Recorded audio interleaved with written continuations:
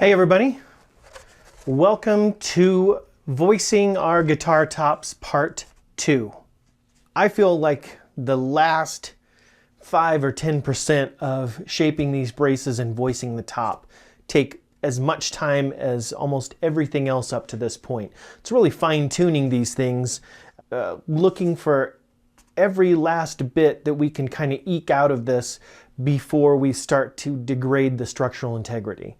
Really want to get that down to where we're really starting to hear that resonance, and we're not there yet, but we are getting close to the type of sound that I'm looking for, getting that rise, quick fall, and rise again. And all that happens really within a second. It just kind of, it rises on that initial attack, comes down, and rises up again really quickly. I'm starting to hear that, but not quite to the degree that I want to yet. So I'm gonna take these braces down just a little bit more, and we'll see how close we can get to that, and then we can start cleaning this up. Definitely seeing here where on these tone bars, pretty tall and right on these peaks, so I can take these down a little bit. And then, like I was saying before, once I start getting out into this area, really where there's nothing else to support it, these are kind of unsupported in these areas, really don't want to take a whole lot off here. I want to leave this intact, but I can take these peaks down a little bit, and I can take some of this height in here on the X braces down, and then a little bit more on these finger braces, but not that much more. All right, so a little bit more work to do. We'll take another listen, and hopefully by then we'll hear what we're looking for.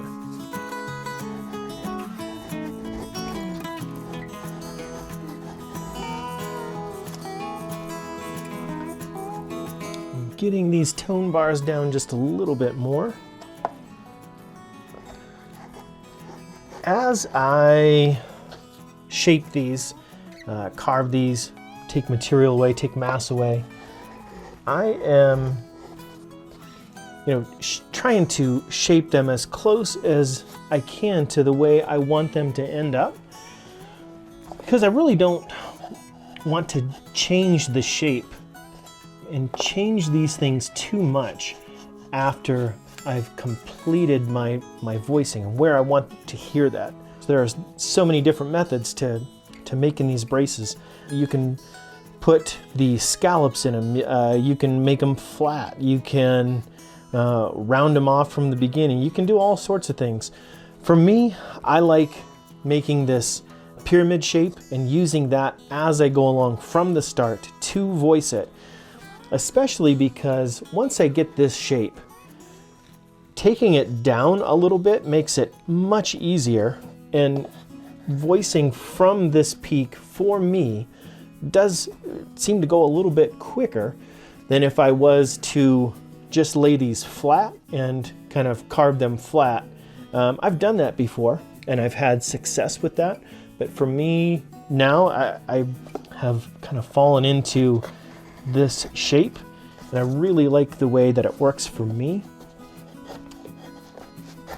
and I like the visual of it as well. And if this is the shape that I want to end up with, if I start with it, I just don't have far to go when I go to sand and clean these up on the final passes.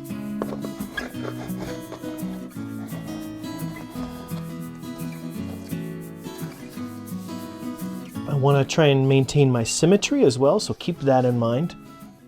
And I'm not shaving these off like I'm spot tuning. I'm not saying that, well, this is going to be the bass side, so I want to really have this side loose, and this is going to be the treble side, so that's okay if this is tighter.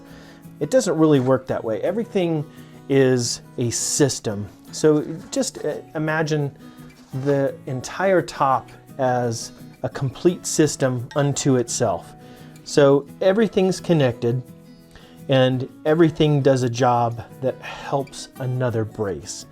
So by taking a little off here and a little there, you're really affecting the sound of the whole top. Because like I said before, the strings are the engine. The balls are going to come in here and the whole top is going to move. It's not like you're going to have, different parts of the top working against each other. Everything's going to move the same.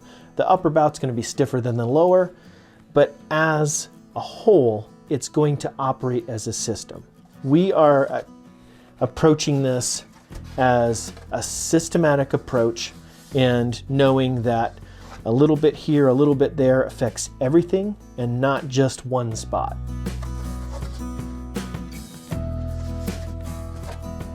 Okay, getting a little closer.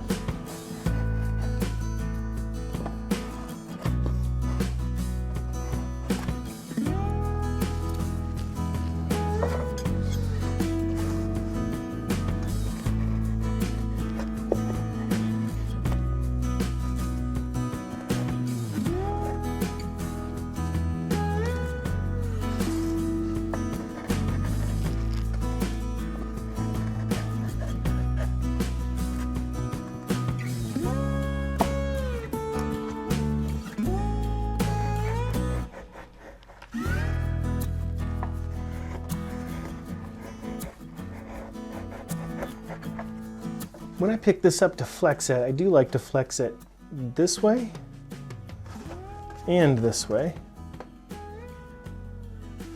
And I do feel like we are getting some more flex in there. The weight of it just feels a little bit lighter, and I do have quite a pile of shavings, so I can see why that would feel that way. I'm taking a look at it. I like the way things are looking. Feels visually pretty balanced.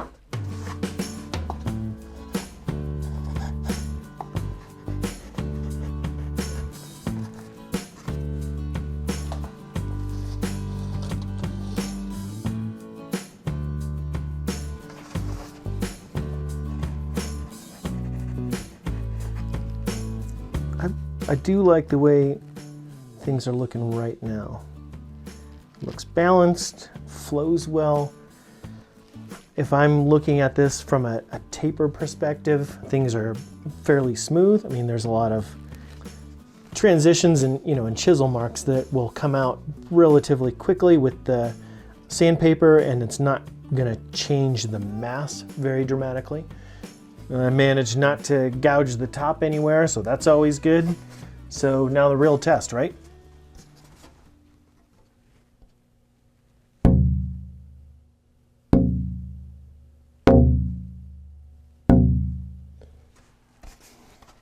I think that's it. So the way I kind of hear it is that after that attack, so you hear that initial hit and it goes boom, and it almost sounds like it's being squeezed a little bit real fast. So it goes boom, and it squeezes in and then expands and then fades.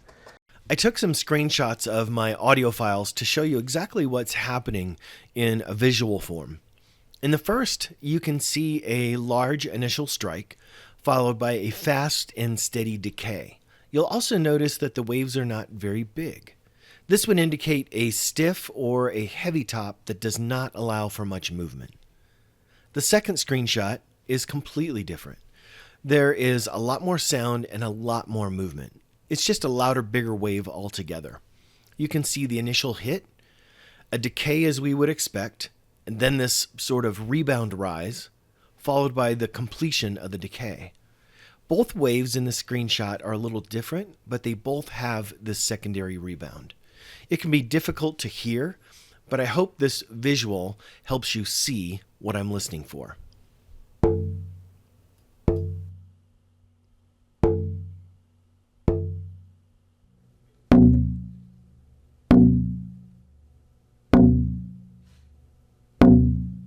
So hopefully you heard that. I think it's ready. Now it's really just a matter of cleaning some things up, getting any chisel marks out, sanding things down, smoothing it out, and then we can move on to attaching the top. To do my final cleanup on these, I really just go through with a 180. You can do 150, but 180 really is about all that's necessary. I mean, the spruce is really soft when it comes to sanding, and the marks will usually come right off.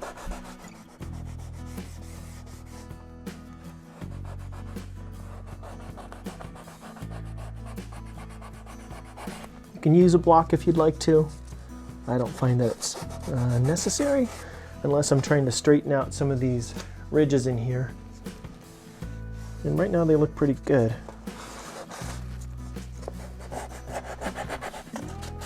If you do have any scrapes or marks or gouges or anything kind of hanging loose on the top itself, now's a good time to get those.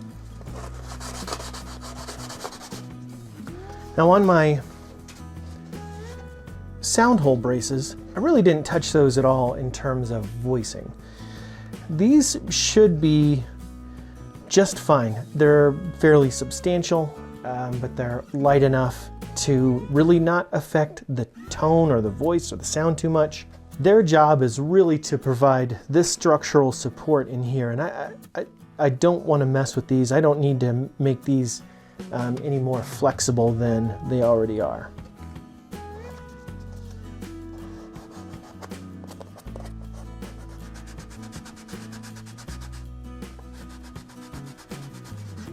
And on this, I really want to get this transition from the soundboard up into these braces as zeroed out as I can right here. And if I can get this glue and these brace marks off of there,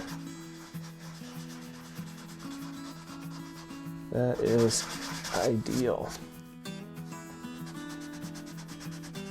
And I use a sanding block here because I really don't want to come in with just my hand and dig a hole there.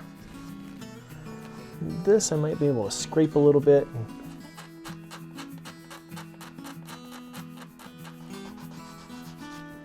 Yeah, I'm happy with that. I'll just repeat this on both sides. One thing I don't want to do is forget to file this down, because when we come in from the top to get truss rod access here, when that comes through, we don't want to block our way. And there we go. We don't want to block our access here, so we have to file this down.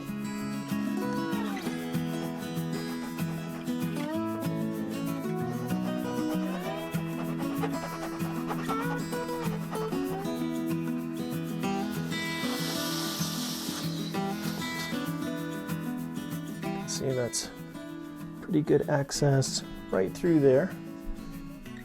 Call that good. We'll sand this off and keep going and clean the top up.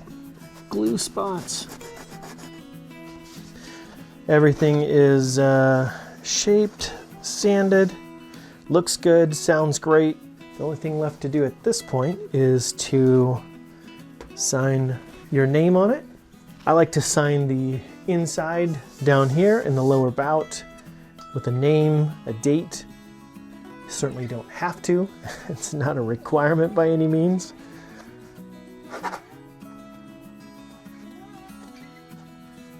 I'm going to take one more listen to it after everything is now smoothed out and set and ready to be put on. Yeah, I like the way everything here is looking. And keep in mind that as we're doing this, I know this is a little late in the game to say this, but depending on the strings that you're going to use, there will be somewhere between 150 to 170 pounds of force being pulled up on the top. And so this spruce has to support all that. So a force being applied at the bridge plate that's going to be trying to pull this whole thing apart. The line between structural integrity and great sound, that's what we're trying to ride. So we want to be very careful and very intentional about everything that we're doing here. Let's take one more listen before we go on to attaching the top. Yeah.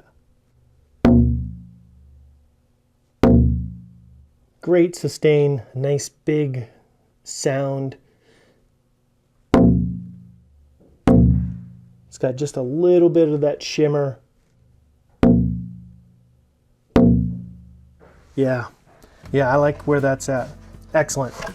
All right, so we are good here. We've got everything looks good. I like the way that it's flexing. Everything's symmetrical. Everything's cleaned up, and we're ready to attach it. So we will stop here and go on to the next video where we will attach the top. We'll see you then.